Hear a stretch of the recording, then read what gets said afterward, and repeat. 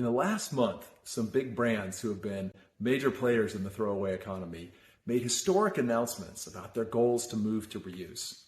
It started with Coca-Cola's reveal of a target to deliver 25% of their beverages in refillable bottles by 2030. Now, just a few weeks later, Coke's major competitor Pepsi announced that they will also adopt the target for delivering products in refillable packaging by the end of the year. We and our partners have been working to help and pressure the food service and beverage industries to begin shifting from single-use to reuse, and this work is clearly paying off. In other good news, Starbucks also just announced that by 2025, they want every customer to be able to either bring their own cup or borrow a reusable cup from their cafes. While Starbucks has made and then failed to reach commitments around reuse in the past, this is the first time that they've publicly acknowledged that their signature disposable cups are a problem. The fact that they are also testing out adding in disposable cup charges to incentivize reusables is not only a big shift in thinking for Starbucks, it also reflects a policy approach that Upstream's been advocating and encouraging for some time. It's time to stop subsidizing throwaway culture by giving consumers disposables for free. With reuse, we recognize that creating financial incentives for returning the packaging will be critical for ensuring that the reusable packaging doesn't just wind up in the garbage or in the environment.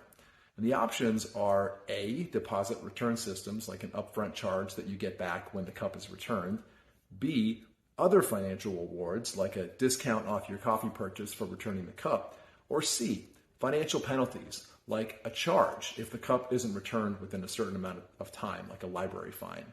Companies will need to experiment to determine which options work best for their customers, for their staff, and for their systems. Now, regardless of which financial incentive is chosen, we want to make sure that new reuse systems are accessible and available to all, which will likely require some accommodations. We're going to continue to grapple with these questions in our networks and coalitions and search for equity-focused solutions. In considering the drivers of these shifts, we're seeing consumer brands, beverage, and fast food companies are all feeling the pressure from campaigns targeting their role in plastic pollution, overconsumption, and waste.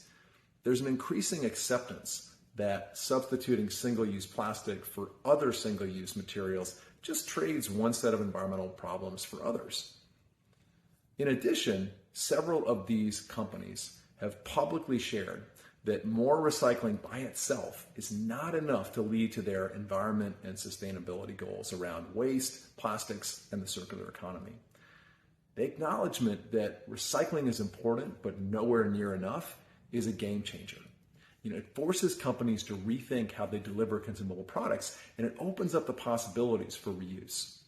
Some of the biggest kudos for this change go to our friends at the Grapefruit from Plastic Movement for highlighting Coke and Pepsi as the top plastic polluters globally, with Starbucks being among the top 3 in the United States.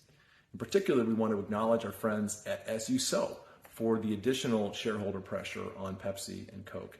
These big brand commitments, we believe, are in large part a response to being called out as global polluters and the pressure that's being exerted on them to change.